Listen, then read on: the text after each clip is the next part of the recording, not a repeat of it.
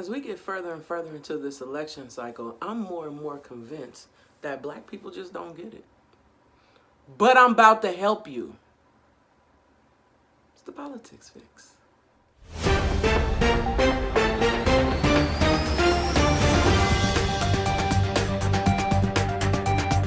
What up, my supers and stoners? It's Miana DK checking in once again, and I'm here with another Politics Fix. Now, before we get into it, I would love for you to hit that notification bell so you know anytime I'm coming to you with another dope Politics Fix video. Okay, now that we're done with the housekeeping, where's my weed? I just want to talk about how, now this could just be me, okay? But this is how I feel like black folks are looking at this coming election cycle, okay? We are looking at this election cycle like, listen, this is literally life or death, make or break for us, right? We got to get this guy out of here so that we can get a guy in that will at least calm the country, yada, yada, yada, blase, blase. Do I have that about right or no, as I like my weed? So here's the thing. Because we feel like that, we also have managed to not hold Biden accountable for pretty much anything, okay? The things that Trump is bringing up about Biden and the campaign and all of these accusations, some of them are true, guys. Some of them are true. And because we refuse to have these conversations, he getting his ass kicked in some areas. Now we see that Biden has a 10-point lead in the nation, but everybody's still worried. And here's why. Because in the areas that they like to call battleground states or swing states, it is not a 10-point lead. It is more like a 2-point lead within the margin of error. Those battleground states determine the Electoral College. The Electoral College determines who your president is. Yes, your vote matters. Does it count? Yeah. It determines who your representatives are for the Electoral College. And the Electoral College determines who the president is. Okay? Now listen, I ain't no political scholar, so anyone that feels like I'm wrong can definitely correct me in the comments. I don't think that I'm wrong though, okay? So, what is going on? Why does it seem like we know exactly who Trump is and yet those races in those battleground states are still very tight? I am going to explain it to you. And hopefully, the more of us that can watch this will begin to understand why I think we just don't get it. Okay? Okay, here we go. Number one, whether the police continue to kill black people or not, white people will continue to live their lives. Okay? Can we all agree on that?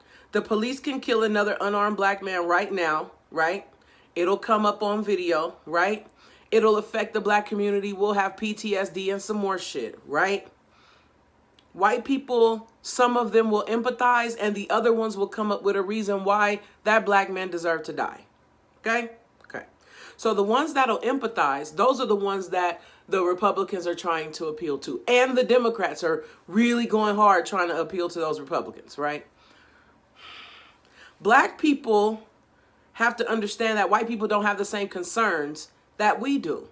If Trump gets another 4 years, yeah, it'll be fucked up, but their lives will largely go unchanged. That's just the truth. People vote in their own interest.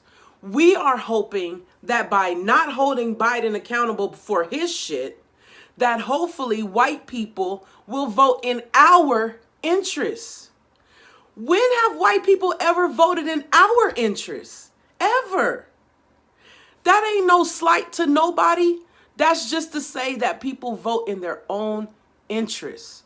And these people that live in these middle income to upper middle income and up, their lives have gotten a little bit better financially under this president.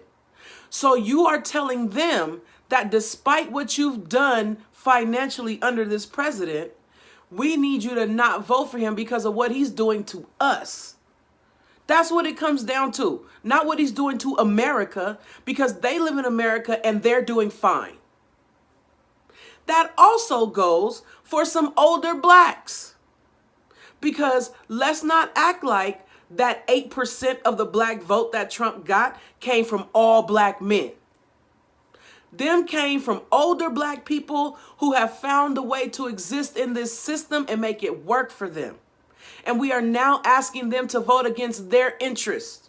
Because at the end of the day, if they found a way to make it work within the system, they found a way to pass with other white people. So, we are asking people to vote their hearts and not their lives. Now, there are going to be some white people, they're allies. They're not going to vote in their interest. They're going to vote in the interest of black lives, for sure. But we already have those votes, right? You are trying to convince a people who historically have voted for their own interests and against yours to now change. We thought because we knew who Trump was in 2016, he knew we had the tape about grab him by the pussy and all of that in 2016. They still took their white asses in there and voted for Trump.